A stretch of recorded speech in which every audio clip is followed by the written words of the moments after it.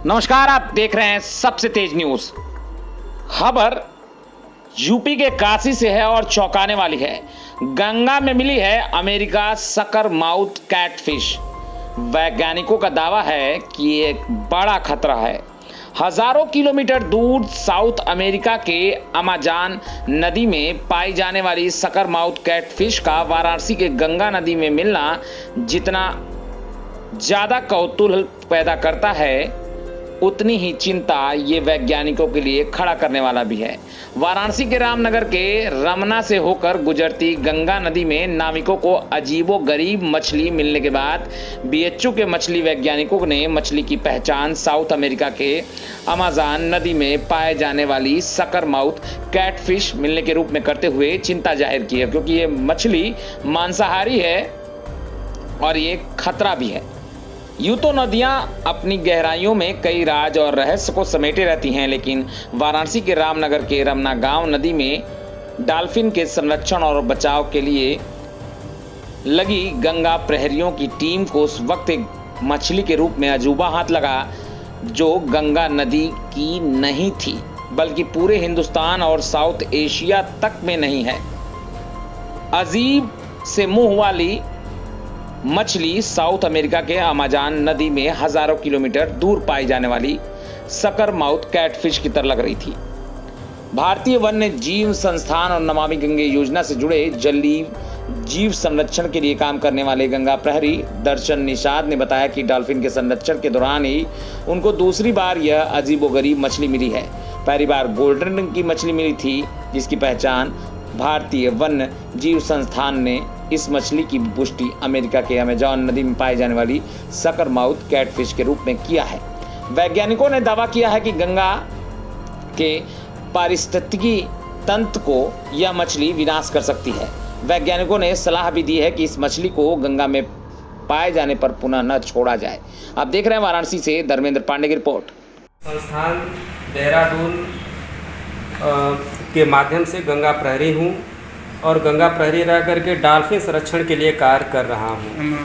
और जब मैं डॉल्फिन संरक्षण के लिए रेस्क्यू करते समय जो है गंगा के किनारे गया, तो ग्राम सभा रमना में मछुआरे जो है भाइयों के जाल में इस प्रकार से जो है मछली पाया गया, तो उन लोग जो है पहचानने से इनकार कर दिए। तो हमें समझ में आया कि जो यह मछली है यह कुछ अलग तरीके का मछली है। और इस मछली को उसमें जब हमने देखा तो जो है लोगों को बताएं, और यह इस समय जो है बनारस यूनिवर्सिटी में है। और इस मछली को जो है लोगों का कहना है कि जलीय जीव और जो है कि आपके जो गंगा नदी है उसके पारिस्थितिकी तंत्र के लिए नुकसानदायक है। इसके पहले भी जो है मैं मछली है उससे अलग कैसे यह सामान्य जी यह जो सामान्य मछलियां हैं उससे अलग यह है कि उसका जो मुंह होता है और जो गलफड़े होती हैं साइड में होता है, लेकिन इसका जो खाने का जो मुंह है यह जस्ट सिर के नीचे है। और वैज्ञानिकों का कहना है कि यह चूसक है और जो गलफड़े हैं इस साइड में है। तो इस प्रकार से सभी मछलियों से यह अलग है और इस पर स्कल जो है नहीं है, बल्कि इसके शरीर से यह कांटेदार जो है शरीर से चिपका हुआ है। इस पर किसी प्रकार का जो है यह स्कल नहीं है। जब यह मछली मिली तो हमें पहले ही जानकारी हो चुका है कि यह जो है गंगा के इकोसिस्टम के लिए बहुत ही खतरनाक है। तो मैं जानना चाहा, यहाँ जो है बनारस यूनिवर्सिटी के फिशरीज डिपार्टमेंट के लोग जो है जुड़े हुए हैं, जो नमामि गंगे के साथ जुड़ करके कार्य करते हैं। Wild life institute of Dehradun के भी हमारे वरिष्ठ वैज्ञानिक साहब लोग हैं, उनसे भी मैंने संपर्क किया। तो उन्होंने जो है कि उन लोगों ने मुझे बताया कि आप इसके बारे में जो है लोगों को ज़्यादा से ज़्यादा जागरूक करो कि इस प्रकार से जो मछलियां आ रही हैं जाल में पुनः फिर गंगा में जो है रिलीज ना करें। किस तरह की जो फ़िश है वो गंगा में मिल रही है सर? क्या कैसी फ़िश है सर? कितना हानिकारक हो सकती है गंगा के लिए और उसमें जीवों के लिए? देखिए, ये जो स्पीशीज आज हम लोगों के लैब में लाई गई है, इसका नाम है हाइपोस्टोमस प्लाइकोस्टोमस। ये एक तरह का ऑर्नामेंटल फिश है। ऑर्नामेंटल फिश मतलब जो एक्वेरियम में सजाने वजाने के लिए जो आती हैं, तो वो उस तरह की मछली आती है। और ये मछली किसी तरह से बेसिकली ये तो कन्फाइंड वाटर में रहने वाली हैं, एक्वेरियम में रहने वाली हैं। हार्डी एक्वेरियम की जितनी भी मछलियाँ होती हैं वो बहुत ही हार्डी मछलियाँ होती हैं, जीवन उनका बहुत ही कठिन परिस्थिति में जी सकती हैं। वो इतने में रिप्रोड्यूस कर लेती हैं, फिर खाना में जी लेती हैं, तो ऑक्सीजन कम भी है तो फिर जी लेती हैं, ये उनका स्वभाव है। तो ये प्राइमरली जो हमने जो बात किया है और हायरोप्लाटिस तो यही बताया है कि ये एक्वेरियम फिश थी। लोग एक्वेरियम फिश के रूप में रखते हैं, जब तक छोटी होती है तब तक उसको बेचते हैं। जब वो उसमें कुछ बड़ी हो जाती है तो ले जा करके, क्योंकि उनके काम की ठीक नहीं रह जाती है, वो ले जाके गंगा में डालते हैं। इस मछली का स्वभाव कार्निवोरस है, मतलब ये मांसाहारी है। ये जो अगल बगल जो उनके मुंह में जा सकते हैं वो सब खा जाती है।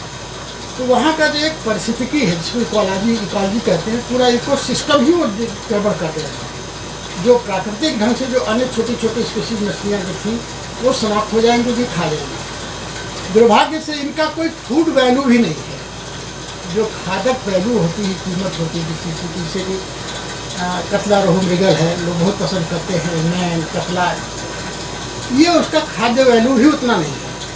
इसका बहुत ही, उसको लोग पसंद ही नहीं करते, इसका टेस्ट बहुत अच्छा है। इसलिए वो अब जा करके अपना प्रजनन करके बढ़ रही हैं, दूसरे को घटा रही हैं। तो जो फिश फार्मर है, जो मछली पर काम करता है, वो अब उनकी संख्या चूंकि इनकी बढ़ गई, दूसरे जो काम वाली थी उनकी घट गई, तो उनके लिए चिंता का विषय हो गया है। लेकिन जो दुर्भाग्यजनक स्थिति है वो ये कि एक बार ये पानी में आ गई किसी तरह से, किसी की गलती से ही सही या जानबूझ के किसी ने डाल दिया, अब वो पूरे पे फैल चुकी है। तालाब में होता है, किसी रिजर्वायर में होता है, तो आप पानी हटा करके उनको छान करके अलग कर देते, उनको चाहे जो उपयोग करना है तब कर लेते, फिर दूसरे के लिए। लेकिन अब ये पानी में संभव नहीं है, बहते पानी में है। जैसे गंगा से उनके छोटी छोटी और नदियाँ मिलती हैं, वो जा करके उन नदियों में चली गई, तो ये इनका बड़ा बृहद फैलाव हो गया। और मेरा जो NBFGR के जो डायरेक्टर हैं, national bureau of fish genetic resource, ये लखनऊ में भारत सरकार का ICAR का एक बहुत बड़ा शोध केंद्र है, जिनका ये काम है कि भारत के अंदर किसी भी कोने में किसी भी तरह की मछली है, उन मछलियों को लेना